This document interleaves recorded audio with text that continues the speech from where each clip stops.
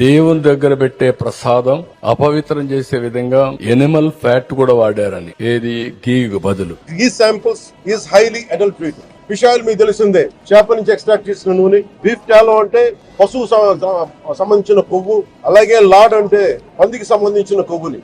ఇవి ఎక్కువ ఉన్నాయి. పంది మాంసం ఉందని, అదే విధంగా బీఫ్ ఫ్యాట్ ఉందని, ఫిష్ ఆయిల్ అంటే చేప నూనె ఉందని చాలా స్పష్టంగా రిపోర్ట్ లో వచ్చింది. తిరుమల తిరుపతి ప్రసాదంలో జంతు కొవ్వు ఉన్నట్టు, యానిమల్ ఫ్యాట్స్ పంది కొవ్వు, జంతు కొవ్వు ఉన్నట్టు వారు ఏదైతే ప్రకటించారో ఈ రోజు అంతా కూడా అది పెద్ద అబద్ధం అనేటువంటి అసత్య ఆరోపణలు అనేటువంటిది ఈ రోజు తేలిపోయినాయి. ఈ పెద్దలు ఈ రోజు మొహం చాటేసుకునేటువంటి పరిస్థితి కనబడతా ఉంది. ఏదైతే ఆ రోజు ఎన్డీడీబీ ఇచ్చినటువంటి రిపోర్ట్స్ గానీ, లేదా ఈ రోజు సిబిఐ సిట్ వారు చేసినటువంటి పరిశోధనలో గానీ ఎక్కడ కూడా యానిమల్ ఫ్యాట్ అనేటువంటిది లేదు అనేటువంటి విషయాన్ని నిర్ధారణకు వచ్చినటువంటి పరిస్థితులు కూడా మనం చూస్తా ఉన్నాం. కర్మ అనేటువంటిది ఒక బూమరాంగ్ లాంటిది. మనం చేసినటువంటి తప్పులు మళ్ళీ తిరిగి మనకే వర్తిస్తాయి. మనం చేసినటువంటి పాపాలు మళ్ళీ మనకి ఈ జన్మలోనే అవి ఆ కష్టాలు చూపెడతాయి అనేటువంటి దానికి ఈ రోజు జరిగినటువంటి ఈ సంఘటన ఒక ఉదాహరణగా నేను తెలియజేస్తా ఉన్నా. కేవలం రాజకీయ పక్షాలే కాదు, మీడియా సంస్థలు కూడా ఏదైతే తెలుగుదేశం పార్టీ కూటమి పెద్దలు చెప్పినటువంటి విషయాల్ని వాటిని కూడా భూతద్దంలో పసుపు కళ్ళద్దాలు పెట్టుకుని చూపించినటువంటి వైనాన్ని మనం కూడా